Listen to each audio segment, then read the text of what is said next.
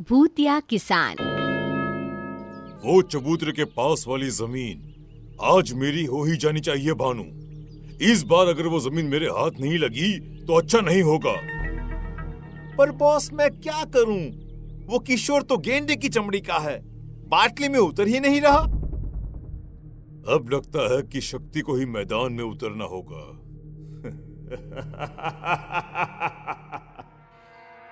शक्ति एक बिल्डर था जिसका मकसद मधुपुर गांव की जमीन पर कब्जा करना था।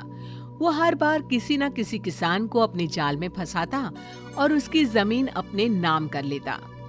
भानु के जाने के बाद शक्ति अपने कमरे में बैठा था कि तभी अचानक हवा का एक झोंका आता है और सामने रखी डेस्क पर से एक कवर जमीन पर गिर जाता है। ये कागजात यहाँ कैसे? इसे तो मैंने जला दिए थे। तभी कमरे की खिड़कियों के दरवाजे जोर जोर से खुलने और बंद होने लग जाते हैं। ऐसा लगता है मानो एक पल में ही सर्दी आ गई हो। सीलिंग पर लगा पंखा जो बंद था अपने आप घूमने लग जाता है। ये अचानक पंखा कैसे चालू हो गया? और ये कड़ाके की ठंड तो ऐसा लगता है मानो अचानक मई में दिसंबर आ गया हो। शक्ति अपनी अलमारी खोलता है और काले रंग का सूट निकालकर पहन लेता है। Wilson is back. अब किशोर को ठगने का समय आ गया है। काले सूट और टोपी में शक्ति अपने घर से निकल पड़ता है और किशोर के पास पहुंचता है। एक्सक्यूज मी, जरा सुनिए। शहरी बाबू, कहिए कहिए, मैं कैसे आपकी मदद कर सकता हूँ? मैं एक होलसेलर हूँ। अब आपको मार्केट की तलाश करने की जरूरत नहीं है। मेरे लोग आपके ग्रेन्स डायरेक्टली बाय कर लेंगे। क्या शहरी बाबू, सही में? अब हमको इधर उधर भटकना नहीं पड़ेगा। विल्सन किशोर के अनाजों को नकद रुपए देकर खरीद लेता है। अब तो आपको विश्वास हो गया ना कि मैं कोई ठग नहीं हूँ। अगर आपको अपने बाकी ग्रेन्स भी सेल करना हो तो मुझसे मिलिएगा। कुछ दिनों के लिए मैं आपके ही गांव में हूँ। ये मेरा एड्रेस है। शक्ति वापस अपने घर पर पहुंचता है और भानु से कहता है, जब भी ये शक्ति विल्सन बनता है कोई ना कोई किशन फांसे में ही फंस जाता है। अब देखना, वो किशोर कुछ ही देर में यहाँ आता ही होगा। फिर मैं उससे उसके जमीन के पेपर्स पर साइन करवा लूंगा। तभी दरवाजे पर दस्तक होती है और किशोर अंदर आता है। बाबूजी हमको अनाज बेचना है। क्या करना होगा उसके लिए? शक्ति भानु को देखकर मुस्कुराता है और उसे बाहर जाने का इशारा करता है। इन पेपर्स पर साइन कर दो किशोर। फिर जब भी तुम्हारे खेत में अनाज उगेंगे मैं उन्हें खरीद लूंगा। शक्ति ये कह ही रहा होता है कि तभी किशोर की आवाज बदल जाती है और वो कहता है, कैसे हो शक्ति उर्फ विल्सन? कौन शक्ति? मैं विल्सन ही हूँ। धीरे धीरे किशोर का चेहरा बदलने लग जाता है। वो एक बूढ़ा किसान जैसा दिखने लग जाता है। विजय, तुम तो मर चुके थे। नहीं नहीं नहीं नहीं नहीं, ये नहीं हो सकता। शक्ति बहुत डर जाता है और बाहर भागने की कोशिश करता है। विजय पास ही पड़े बुक सेल्फ की ओर देखता है और वो शक्ति के ऊपर गिर जाता है। जाने दो, मुझे जाने दो, छोड़ दो मुझे। मुझसे गलती हो गई भानु, मुझे बचाओ भानु। शक्ति की आवाज सुनकर भानु वहां आता है पर वहां कोई नहीं होता। क्या हुआ बॉस? अब चीखे क्यों? और किशोर कहाँ गया? किशोर नहीं, विजय आया था, पर वो तो मर गया था ना। बॉस आपको आराम की जरूरत है, शायद आप थक गए हैं। भानु अपने कमरे में जाता है और अपना कबोर्ड खोलकर कुछ पुराने जमीन के पेपर्स निकालता है। कहाँ गए विजय के जमीन के पेपर्स? यहीं तो रखे थे। नीचे कैसे पहुंच गए? तभी सभी के सभी पेपर्स में आग लग जाती है। अरे ये सब क्या हो रहा है? आग कैसे लग गई पेपर्स में? अब इतनी मुश्किल से तो प्रॉपर्टी हड़पी थी मैंने। भानु! ए भगवान, ये क्या हो गया बॉस? किस कल मुहे की हाय लगी है आपको? मेरी हाय लगी है शक्ति तुझे। मैं मर गया, अब तू मरेगा। बहुत लोगों को लूटा है तूने, हमारी जमीन खा गया तू। विजय, विजय ये तुम हो ना? मैं समझ गया, मुझे जाने दो विजय। विजय की आत्मा भानु के शरीर से निकल आती है। भानु बेहोश हो जाता है। ये क्या खेल है? मैं पागल हो जाऊंगा, छोड़ दो मुझे। अरे ये सब क्यों कर रहे हो तुम? तब विजय की आत्मा अपनी कहानी सुनाना शुरू करती है। मैं गेहूं की खेती किया करता था। कुछ दिन पहले ही मेरी माँ का देहांत हुआ था। शादी के 20 साल के बाद भी मैं बच्चे का मुंह नहीं देख पाया था। पूरे घर में मैं और मेरी पत्नी मनोरमा अकेले हो गए थे। बस खेती ही एकमात्र सहारा रह गया था घर चलाने का और मन बहलाने का। चलता हूं मैं खेत पर। अभी खेत पर? अरे कल ही तो कटाई हुई है ना अनाज की। आज तो खेत पर कुछ काम ही नहीं होगा। तो क्या करूं बोलो? घर बैठा रहूं और इन दीवारों से बात करता रहूं? अरे तुम तो रसोई के काम में लग जाओगी और पूरा दिन कट जाएगा। मैं कैसे काटूं समय? आप ऐसे क्यों बोल रहे हैं जी? मैंने तो बस यूं ही कह दिया था। काम कैसे नहीं है? अभी कटाई हुई है, सफाई होगी, फिर उसे बाजार में बेचना भी तो होगा। जाइए जी, आप खेत पर ही जाइए। शायद उस दिन ना ही मैं घर से बाहर निकलता और ना ही तुम मुझे धोखा देकर उस जमीन पर बिल्डिंग बनाते। तुम्हें जमीन नहीं मेरी आत्मा लूट ली। मैं ये सदमा बर्दाश्त नहीं कर सका और मर गया। और मेरे बाद मनोरमा भी चल बसी। पर अब मैं तुम्हें किसी और किसान की जमीन हड़पने नहीं दे सकता। शक्ति एक बिल्डर था। उसके मन में किसी के लिए कोई दया भावना थी ही नहीं। गांव के कई किसान उसकी लालच का शिकार बने थे। पर जब अपनी मौत को वो सामने देखता है तो वो डर जाता है और सभी के सामने वो गलती मान लेता है और सभी किसानों को उनकी जमीन वापस भी कर देता है। और आखिरकार मधुपुर गांव फिर से खुशहाल हो जाता है।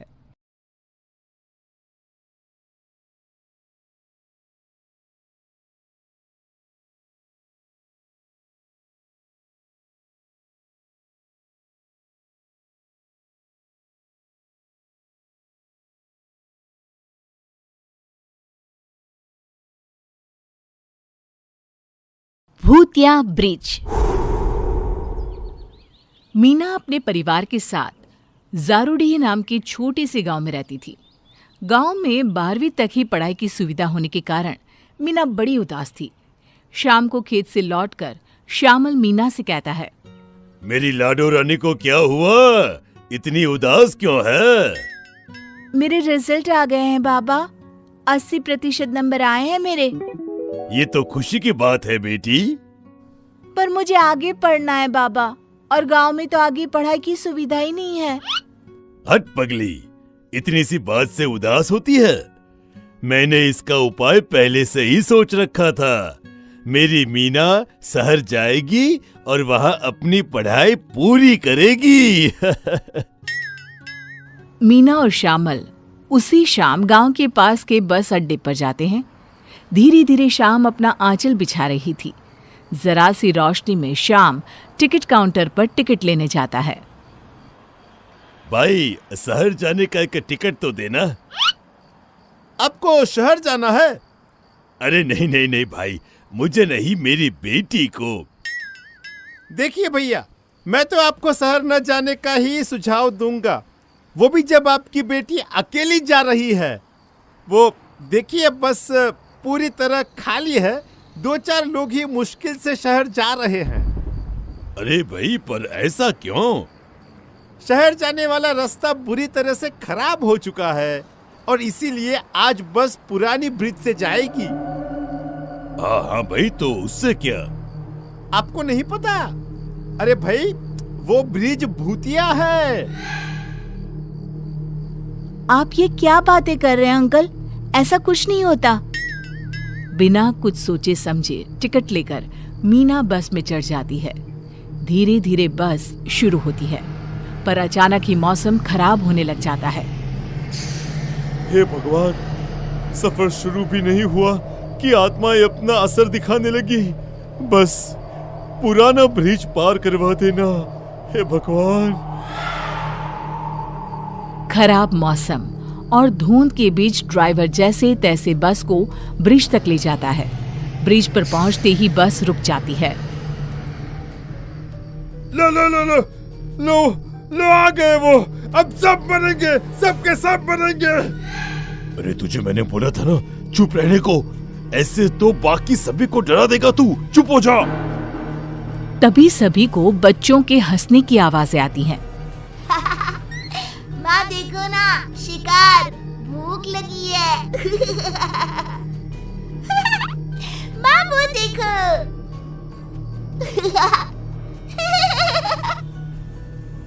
ये किस चीज की आवाज है? ये बच्चे कहाँ से बोल रहे हैं? वो आ गई, वो आ गई। पारो अपने बच्चों के साथ आ गई। मैंने कहा था ना, पर कोई मेरी बात सुनता कहा था मैंने। बस अपने आप जोरों से हिलने लग जाता है, मानो कोई ताकत उसे हिला रही हो। मीना ने घबराकर बाहर देखा तो वो देखती है कि एक 8-9 साल का बच्चा बस हिला रहा है। बच्चे की आंखें बिल्कुल काली, शरीर पूरी तरह सफेद। वो नजरें उठाकर मीना को देखता है। शिकार। हड़बड़ाती हुई मीना वापस बस में देखती है। बस के फ्लोर पर चलता हुआ एक अंधा बच्चा उसकी ओर आता है। मुझे माफ कर दो, मुझसे गलती हो गई। मैंने किसी का कुछ नहीं बिगाड़ा। भूत होते हैं, मैं मानती हूँ। मीना बस में चारों ओर देखती है। मोहन सोहन का चेहरा उसे कटा हुआ दिखाई देता है। हम मरे हुए हैं मीना। इस बस में तुम्हारे और ड्राइवर के अलावा सब मरे हुए हैं। हम इन बच्चों और उनकी माँ के शिकार हुए थे। भाग जाओ मीना, ड्राइवर भैया भाग जाइए। ये कहते ही मोहन सोहन के अलावा जो 2-4 लोग बस में थे सभी गायब हो जाते हैं। चलो बेटी यहाँ से भागते हैं। मैं तो काम को लेकर मजबूर था, पर तुझे क्यों आना था इस बस में? ये लोग कौन हैं और हमें क्यों मारना चाहते हैं भैया? बेटी ये ब्रिज भूतिया है। यहाँ एक औरत और उसकी 2 बच्चों की आत्मा भटकती है। उसका एक बच्चा तो अजन्मा ही है। बहुत बुरी आत्माएं होती हैं बेटा, बहुत बुरी। पर कोई तो कारण होगा। वो लोगों को परेशान क्यों करती है? ऐसे ही तो वो लोगों को नहीं सताएगी। ऐसी आत्माओं के लिए कोई जगह नहीं होती। जहन्नुम में भी इनके लिए जगह नहीं होती। ड्राइवर मीना का हाथ पकड़कर बस से उतरता है और भागना शुरू करता है। भागो भागो बेटी, भागो यहाँ से। तभी उन दोनों के सामने पारो खड़ी हो जाती है। उसका चेहरा ऐसा कि देखकर मन से सारी खुशी छिन्न भिन्न हो जाए। काले अंधेरे में भी उसका सफेद चेहरा साफ देखा जा सकता था। शिकार करो बच्चों, मेरे लिए सर का हिस्सा छोड़ देना। पारो के दोनों बच्चे ड्राइवर के कंधे पर कूद पड़ते हैं और उसे मारने पर उतारू हो जाते हैं। अगली बारी तेरी बच्ची। मार देना हम दोनों को, पर पहले मेरी बात तो सुन लो आंटी। आपकी ये हालत किसने की? मैं आपकी मदद करना चाहती हूँ पारो आंटी। आप क्यों भटक रही हैं? आपके बच्चों की ये हालत किसने की? भले मैं आज मर जाऊं, पर ये जान कर रहूंगी कि एक माँ इतनी बुरी क्यों बन गई। जहाँ ये ब्रिज है वहीं मेरा घर हुआ करता था।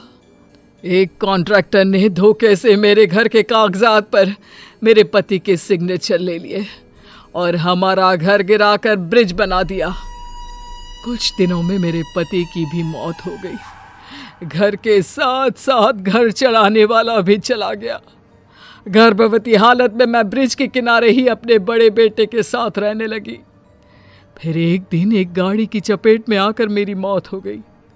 उसके बाद से मैंने कभी किसी गाड़ी को यहाँ से जाने नहीं दिया। अब होगा इंसाफ उस कॉन्ट्रैक्टर का, उसे जेल और आपकी आत्मा को शांति। बहुत हुआ इस मौत का खेल। शायद आज ये बस इस ब्रिज पर आपको आजाद करने ही आई है। इसके बाद मीना गांव वापस लौटकर सारी बातें अपने पापा को बताती है और ड्राइवर श्यामल और मीना कॉन्ट्रैक्टर के काले कारनामों का पता लगाते हैं और न्यूज़पेपर में छपवा देते हैं। पारो के साथ साथ उस ब्रिज में मरे हर इंसान की आत्मा की शांति करवाई जाती है और ब्रिज हमेशा के लिए आत्माओं से आजाद हो जाता है।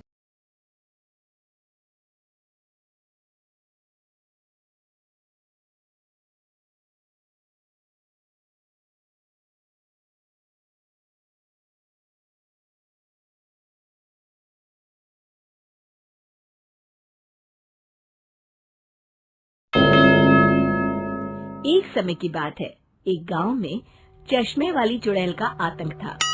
चुड़ैल गांव के लोगों को अलग अलग तरीके से हमेशा परेशान किया करती थी। एक दिन रामू अपने खेत पर काम कर रहा होता है, तभी चुड़ैल वहां आती है। क्या कर रहे हो राजा? और फिर चुड़ैल रामू के हाथ से उसकी कुदाल छीनकर पेड़ पर चढ़ जाती है। हे भगवान, अरे चुड़ैल दीदी, यह तुमने क्या किया? अब मैं काम कैसे करूँगा? अरे जल्दी से उसे नीचे फेंक दो दीदी, अभी मुझे बहुत काम करना है। चुड़ैल रामू की कुदाल नीचे फेंक देती है और वो सीधे रामू के सर पर आ गिरती है। अरे मर गया रे, तेरा सत्यानाश हो। अरे बेवकूफ, तूने ही तो कहा था नीचे फेंक, सो मैंने फेंक दी। चुड़ैल हंसते हुए वहाँ से चली जाती है। एक दिन गिरधारी अपने दहेज में मिले नए स्कूटर को चलाने के लिए घर के बाहर सड़क पर ले आता है। तभी उसकी पत्नी उसे आवाज देती है। अरे सुनिए जी, आप अपना बटुआ घर पर भूल गए हैं, इसे लेते जाइए। गिरधारी स्कूटर पर चाबी लगी छोड़कर बटुआ लेने घर के अंदर चला जाता है। तभी वहाँ चश्मे वाली चुड़ैल आ जाती है और स्कूटर पर लगी चाबी देखकर हंसते हुए कहती है, कितना बड़ा बेवकूफ है, स्कूटर पर चाबी लगी छोड़कर चला गया। अब तो इसे मैं चलाऊंगी। और जैसे ही चुड़ैल गिरधारी का स्कूटर लेकर वहाँ से भागने लगती है, तभी गिरधारी उसे देख लेता है और उसके पीछे भागता है।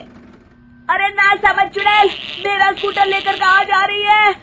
अरे मेरा स्कूटर वापस कर दे, कल ही दहेज में आया है। अरे कोई तो उसे पकड़ो।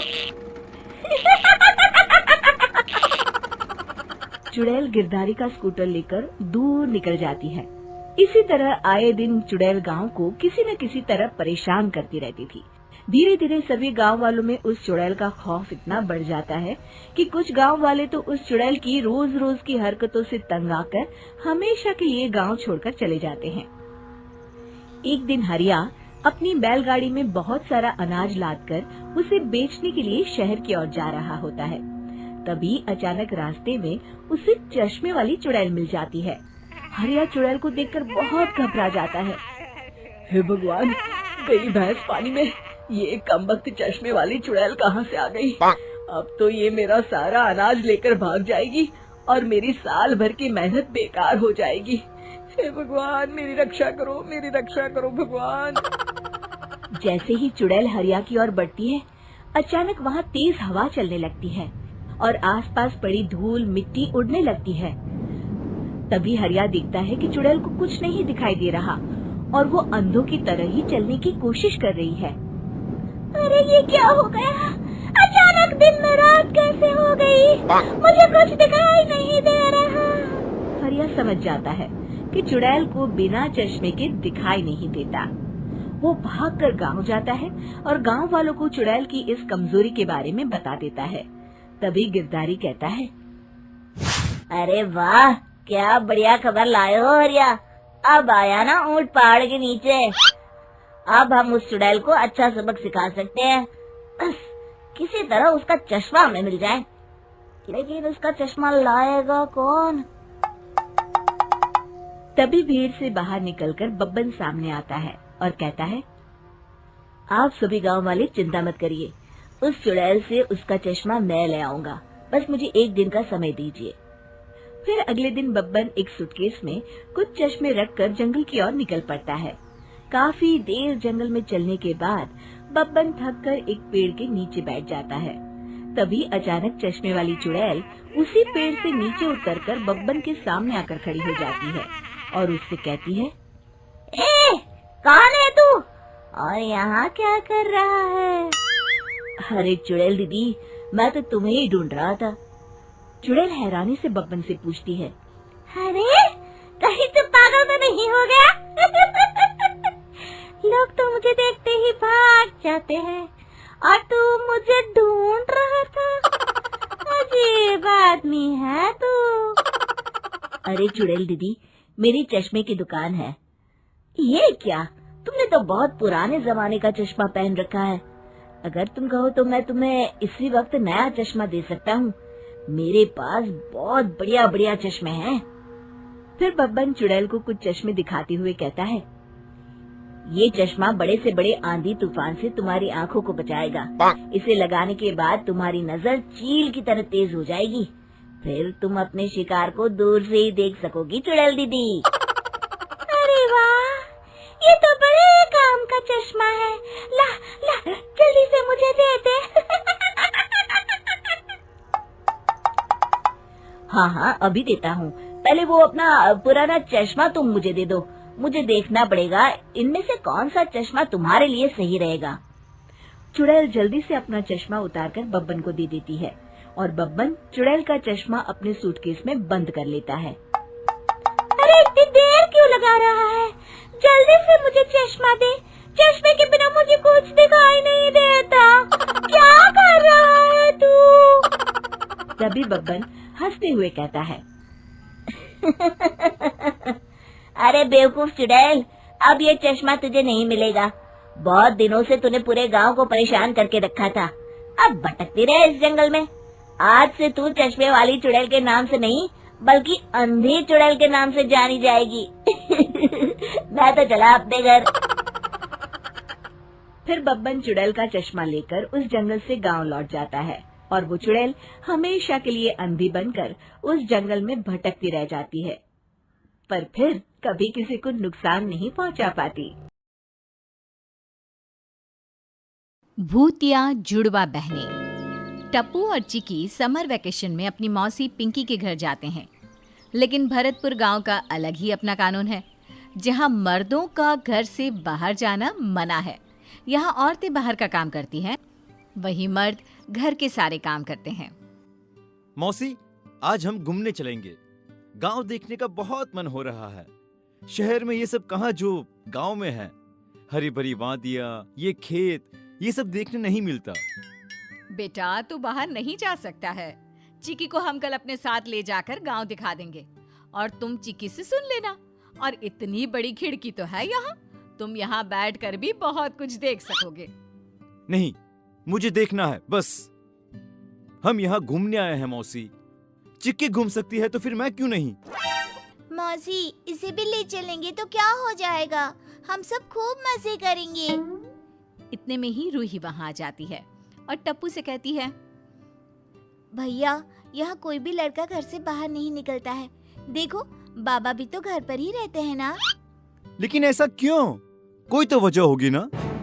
बेटा, इस गांव का यही नियम है। सभी मर्द अपने घरों में ही रहते हैं, उनका बाहर जाना मना है। तभी तो हम खेत पर जाते हैं और रूही के पापा घर में खाना बनाते हैं। लेकिन ऐसा क्यों मौसी? कोई तो वजह होगी। हाँ, बरसों पुरानी बात है। इस गांव में अचानक एक औरत सफेद कपड़ों में घूमती नजर आने लगी थी। एक रात जब मुखिया जी ने उसे देखा तो पता चला कि वो गर्भवती है। ए औरत, तू यहाँ इस हालत में घूमती रहती है, तेरा घर बार नहीं है क्या?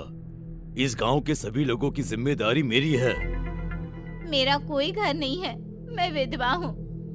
ठीक है, आज के बाद तुम मेरे घर पर रहोगे जब तक तुम्हें बच्चे नहीं हो जाते। औरत मुखिया के घर पर रहने लगी। फिर क्या हुआ? गांव के लोग मरने लगे। मुखिया को इसकी चिंता होने लगी, लेकिन किसी को समझ में नहीं आ रहा था कि क्या हो रहा है। फिर एक दिन मुखिया ने उस विधवा औरत को रात के 2 बजे गांव में देखा और उसके उल्टे पैरों को देख मुखिया की हालत खराब हो गई और वो भाग खड़ा हुआ। वो औरत नहीं, एक चुड़ैल थी। तब तक चुड़ैल मुखिया का घर छोड़ चुकी थी। अगले दिन मुखिया ने जाने माने तांत्रिकों को बुलाकर चुड़ैल को इस गांव से निकलवाने को कहा। बाबा रे, मौसी, फिर क्या हुआ? चुड़ैल पकड़ी गई? तांत्रिकों ने किसी तरह उस चुड़ैल को अपने काबू में कर इस गांव से निकाल दिया था, लेकिन तब तक चुड़ैल ने 2 जुड़वा बच्चियों को जन्म देकर इस गांव में छोड़ दिया था। वो दोनों चुड़ैल बहनें बहुत शक्तिशाली हैं, जिन्हें पकड़ पाना बहुत मुश्किल है। दोनों चुड़ैल बहनें जिस मर्द को देख लेती हैं, उनके घर को तबाह कर देती है। वो उस लड़के का रूप धर उसके घर चली जाते हैं और उस घर के सभी मर्दों को मार देती हैं। मर्दों को ही क्यों मारती है? लड़कियों को भी तो मार सकती है। क्योंकि उन्हें लगता है कि उनकी विधवा माँ को मर्दों ने ही यहाँ से निकाला है। वो मर्दों से नफरत करती है, इसीलिए इस गांव के सभी लड़के छुप कर रहते हैं ताकि किसी की भी नजर उस चुड़ैल पर ना पड़े। रात को सभी लोग सो जाते हैं, पर टप्पू को नींद नहीं आती। वो उदास बैठा रहता है। क्या हुआ? तू सो क्यों नहीं रहा? क्या दीदी, मेरा तो पूरा मूड ही स्पॉइल हो गया है।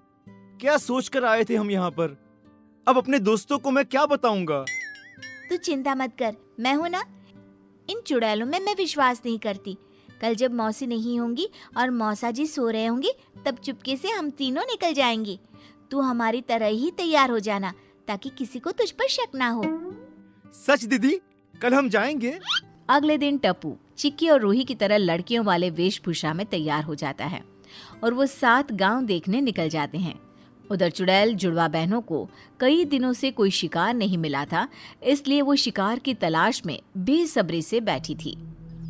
दीदी, किसी लड़के की खुशबू आ रही है। बहुत दिनों से कोई लड़का दिखाई नहीं दिया। हाँ चुटकी, खुशबू तो मुझे भी आ रही है, लेकिन कोई दिखाई नहीं दे रहा। दीदी नजर गड़ाए रखना, ये मौका छूटना नहीं चाहिए।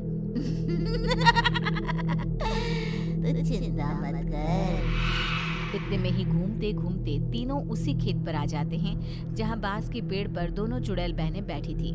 पेड़ को देख रूही कहती है, चलो हम लोग यहाँ झूला लगाकर झूलते हैं, बहुत मजा आएगा। ये झूले वूले पर तुम लोग ही झूलो, हम लड़कों को इसमें कोई इंटरेस्ट नहीं है। धीरे बोल, कोई सुन ना ले। उधर दोनों चुड़ैल बहन सुनकर हंसने लगती है और कहती है, हमने तो सुन लिया। अब तुम्हें हमसे कोई नहीं बचा सकता। चुड़ैलें उन्हें दिखाई नहीं देती है। ये किसकी आवाज है? कहीं ये चुड़ैल बहनें तो नहीं? भागो यहाँ से। तीनों भागने लगते हैं। तभी दोनों चुड़ैल बहनें टप्पू को पकड़ लेती हैं।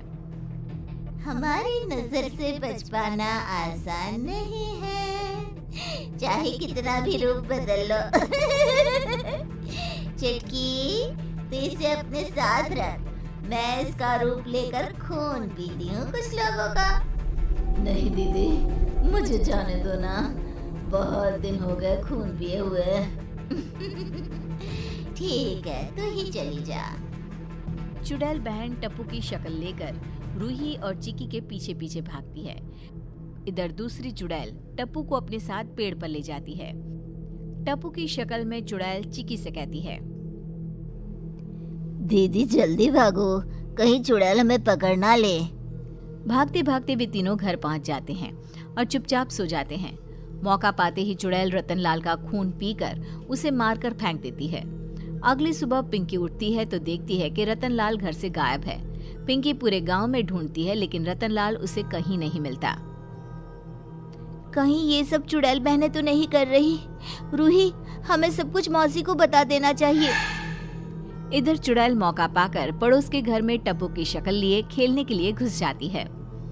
इस बार तो लगता है पूरा गांव ही खा जाऊंगी। फिर उस घर के किसी लड़के की शक्ल ले लेती है और घर के सभी मर्दों का खून पीकर उन्हें मार देती है। एक एक करके चुड़ैल कई घरों के मर्दों को मार देती है। गांव में कई औरतें विधवा हो जाती हैं और एक दिन वो घर के बाहर आकर रोने लगती है। औरतों की रोने की आवाज सुनकर पिंकी बाहर निकलकर देखती है। क्या हुआ? ये रो क्यों रही है? अरे क्या करेगी बेचारी, चुड़ैल बहनों के हत्थे चढ़ गए इनके घर वाले।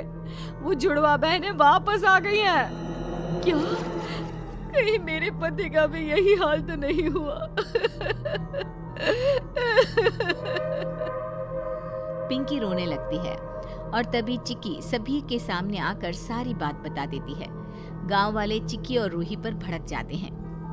आप लोग चिंता मत कीजिए, इन 2 चुड़ैल बहनों को तो हम जुड़वा बहनें खत्म करके रहेंगी। बस इन्हें खत्म करने की तरकीब पता चल जाए। चिक्की गांव की एक बूढ़ी औरत के पास जाती है और चुड़ैल बहनों को खत्म करने की तरकीब पूछती है। बेटा, ये लोगों को मारने का एक ही रास्ता है। भोले बाबा की मूर्ति इनसे छुआ दी जाए तो ये खत्म हो जाएंगी। ठीक है अम्मा।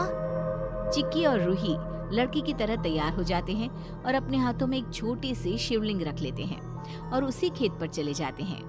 दोनों चुड़ैल बहनें लड़कों को देखकर पगला जाती है।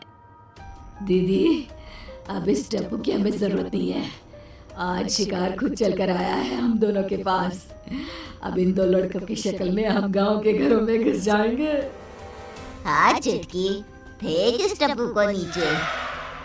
चुड़ैल बहनें टप्पू को नीचे गिरा देती है और टप्पू चिल्लाते हुए बिचाली पर गिर जाता है। टप्पू की आवाज सुन चिक्की और रूही पेड़ की ओर भागते हैं। तभी चुड़ैल बहनें उनके सामने आकर खड़ी हो जाती हैं। लगता है गांव में तुम नए आए हो, तभी किसी ने तुम्हें यहाँ के बारे में नहीं बताया। अब आ गए हो तो जाओगे नहीं बच के। चुड़ैल बहनें उन दोनों को मारने के लिए तैयार होती ही हैं। तभी मौका पाते ही चिक्की और रूही अपने हाथों की शिवलिंग उनके माथे पर रख देती हैं और दोनों भस्म हो जाती हैं। चिक्की टप्पू को वापस ले जाकर पिंकी के पास चली जाती है। पूरा गांव चिक्की और रूही की तारीफ के पुल बांध देता है और उनकी वाहवाही करता है और चिक्की वापस शहर लौट आती है टप्पू के साथ।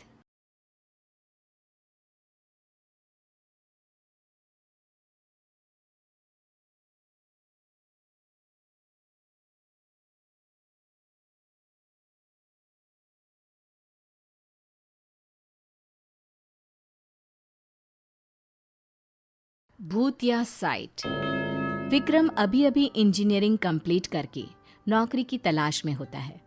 तभी उसे एक जॉब का ऑफर आता है और उसे कॉल आता है। Hello, am I talking to Vikram? Yes sir, मैं एक कंस्ट्रक्शन कंपनी से बोल रहा हूँ। हमें आपकी प्रोफाइल बहुत पसंद आई है। क्या आप हमारे साथ काम करना पसंद करेंगे? व्हाई नॉट सर, अब मैं तो इंतजार ही कर रहा था। Sure sir. विक्रम तुरंत नौकरी के लिए हाँ कर देता है और अगले दिन ही केरल के लिए निकल जाता है। केरल पहुंचकर विक्रम जब कंपनी में जाता है। Excuse me sir, may I come in? Oh yes yes, please have a seat. Vikram बैठ जाता है। फिर मैनेजर विक्रम को बताता है। देखिए, बात ऐसी है कि पुराने शमशान को हमारी कंपनी ने खरीद लिया है और वहाँ एक फैक्ट्री सेटअप करनी है। ये काम बहुत चैलेंजिंग है और आपके प्रोफाइल को पढ़कर पता चला कि आपको चैलेंजेस बहुत पसंद है, इसलिए आपको सिलेक्ट किया गया है। You are right sir, I want challenges. Vikram site देखने निकल जाता है। वहाँ उसे पता चलता है कि उसे रात में भी वहीं रहना होगा। ओह, मेरे रहने का इंतजाम भी यहीं पर किया गया है। अच्छा है, कोई बात नहीं, मैं तो अकेला हूँ, कहीं भी रह सकता हूँ। विक्रम खा पी कर वहीं पूरे कब्रिस्तान में घूमता है। शाम होते ही उसे कुछ अजीब अजीब सा महसूस होने लगता है। वहाँ उसके साथ प्रमोद और कुछ लेबर भी रहते हैं। वो उनसे कहता है, यहाँ बहुत नेगेटिविटी लग रही है मुझे। अरे ओ भाई, ये कोई मामूली जगह थोड़ी है, शमशान घाट है भाई, शमशान घाट। पता नहीं ये कंपनी वालों को ऐसा क्या सूझा जो ऐसी जगह पसंद कर ली। अरे भाई, डरने का क्या इसमें है? इसमें डरने जैसी कोई बात नहीं है। जिस पे ऊपर वाले का हाथ हो उसके साथ कुछ नहीं हो सकता है। अरे मालूम होता है कि मजबूत दिल वाले हो तुम, हैं भाई? मुझे तो इस जगह से ही डर लगता है। पापी पेट के लिए ये सब करना पड़ता है और कुछ नहीं। प्रमोद और विक्रम एक ही कमरे में सोते हैं और 4-5 लेबर उनके ठीक बगल के कमरे में सोते हैं। ये नींद तो मुझे आ नहीं रही है। चलो जरा जाकर देखता हूँ कि यहाँ पर लोग इतना डरते क्यों हैं। ऐसा क्या है इस जगह में? विक्रम उठकर कमरे से बाहर निकलता है तो उसे किसी के रोने की आवाज सुनाई देने लगती है। रोने की आवाज से उसका मन विचलित हो जाता है और बहुत ढूंढने पर भी उसे वहाँ कोई दिखाई नहीं देता। वो भागते हुए लेबरों के कमरे में जाता है। यहाँ पर सब कुछ सही है, सब सो रहे हैं, फिर ये किसके रोने की आवाज थी? विक्रम कमरे से बाहर आता है तब एक काली बिल्ली उसे घूरती रहती है और भागकर एक पेड़ पर बैठ जाती है और म्याऊ म्याऊ करने लगती है। फिर विक्रम को उसी पेड़ पर एक औरत दिखाई देती है। बिल्ली उस औरत की गोद में जाकर बैठ जाती है। देखते ही देखते वो औरत गायब हो जाती है। विक्रम को कुछ समझ में नहीं आता। दिन के 4 बज जाते हैं और विक्रम सो जाता है। अगले दिन वो ये सारी बातें प्रमोद को बताता है। अरे भाई, अरे मैं नहीं रहूंगा यहाँ। अरे नहीं तो मुझे हार्ट अटैक आ जाएगा भैया। अरे यार, मैं हूं ना तेरे साथ, तू अकेला नहीं है। अगली सुबह विक्रम अपने काम में जुट जाता है। फिर प्रमोद को पता चलता है कि निखिल, जो कि एक लेबर है, उसकी मौत हो गई है। वो विक्रम को तुरंत ये खबर देता है। अरे नहीं नहीं विक्रम भैया, पुराने लोग सही कहते हैं। अरे ऐसी जगहों से दूर ही रहना चाहिए। निखिल की मौत हो गई ना, किसी को भी नहीं पता चला वो कैसे मरा। बाकी मजदूरों का कहना है कि यहाँ रूहें घूमती रहती हैं। लेबर लोग बोल रहे थे कि वो लोग यहाँ से चले जाएंगे। जिसको जाना है वो जाए, मैं इन सब में विश्वास नहीं करता हूँ। मैं इस प्रोजेक्ट को पूरा करके ही यहाँ से जाऊंगा। सभी लेबर प्रमोद और विक्रम के साथ निखिल की बॉडी का दाह संस्कार करते हैं। अंतिम संस्कार पूरा होते ही उसी शाम सभी लेबर विक्रम के पास आकर कहते हैं, अबे देखिए साहब, ऐसे जोखिम में हम यहाँ पर नहीं रह सकते हैं। कल का सूरज निकलते ही हम सब अपने अपने गांव चले जाएंगे। हाँ। रात को निखिल की मौत से विक्रम को बेचैनी हो जाती है। उसे लगता है मानो कोई उसे आवाज दे रहा हो। वो कमरे से बाहर निकलता है। फिर उसे महसूस होता है कि कोई उसका पीछा कर रहा है। थोड़ी देर चलते हुए उसे ये एहसास हो जाता है कि कोई आत्मा उसके पीछे है। फिर वो उसी जगह पहुंच जाता है जहां उसने निखिल की लाश को आग लगाई थी। थोड़ी ही देर में बहुत सारी आत्माएं उसे घेर कर खड़ी हो जाती हैं। विक्रम अपनी जान बचाने के लिए कमरे की ओर भागता है और पसीने से भर जाता है। फिर बेहोश हो जाता है। अगली सुबह प्रमोद उसे इस हालत में देखकर पूछता है, अरे ओ भाई, अरे तुम फर्श पर क्या कर रहे हो वहां पर? यार मुझे माफ कर दे। तुम लोग सच ही कह रहे हो, आत्माएं होती हैं। हमें कुछ करना होगा। किसी भी तरह हम दोनों को यहाँ से निकलना होगा, वरना सभी लेबर आज चले जाएंगे और हम दोनों यहाँ पर अकेले रह जाएंगे। सर, पर ये लेबर नहीं जा रहे हैं। उन्होंने अपना फैसला बदल दिया है। जब मैं नहीं डर रहा तब आप कैसे डर सकते हैं? अरे ऐसी बात नहीं है प्रमोद भाई, तुम मेरी बात समझ ही नहीं रहे हो। कल रात जो हुआ तुम सोच नहीं सकते हो। मैंने किस तरह से खुद को बचाया है। विक्रम सारी बातें प्रमोद को बता देता है। प्रमोद की रूह कांप उठती है। अरे सर, मैं तो कहता हूँ कि जिसको यहाँ पर रहना है रहने दो। हम चलते हैं यहाँ से। चलो अभी निकल चलते हैं। विक्रम और प्रमोद अपना सामान बांध कर निकलने लगते हैं, लेकिन लेबर उन्हें घेर लेते हैं और जाने नहीं देते। साहब, आप लोग नहीं जा सकते हैं। अरे भैया, हम तो जा रहे हैं। जिन्हें मरना है वो मरे यहाँ पर। हम तो कब के मर चुके हैं साहब। अब क्या मरेंगे? मरने की बारी अब तुम लोगों की है। इतना कहते ही सारे लेबर भूत प्रेत में बदल जाते हैं। अरे मेरे लेबर कहाँ गए? इन लोगों को हमने कल ही मार दिया था। ये जगह हमारी है। तुम इस जगह को हमसे छीन नहीं सकते हो। भूत प्रेत विक्रम और प्रमोद को घेर कुत्ते की तरह उनकी बोटियां नोचने के लिए उतावले रहते हैं। सब मिलकर प्रमोद के ऊपर चढ़ जाते हैं। प्रमोद चीखता चिल्लाता है, लेकिन विक्रम कुछ नहीं कर पाता। अरे मुझे छोड़ दो भाई। अरे मेरे छोटे छोटे बच्चे हैं। अरे उनका क्या होगा? अरे छोड़ दो भाई मुझे। भूत मिलकर उसे मार देते हैं और विक्रम ये देखकर मन में सोचता है, मरना तो है ही, क्यों न डरने की बजाय खुद को बचाने की कोशिश कर लूं। विक्रम एक सांस में भागता हुआ अपने कमरे में जाता है और शिवलिंग को अपने हाथ में लेकर बाहर आता है।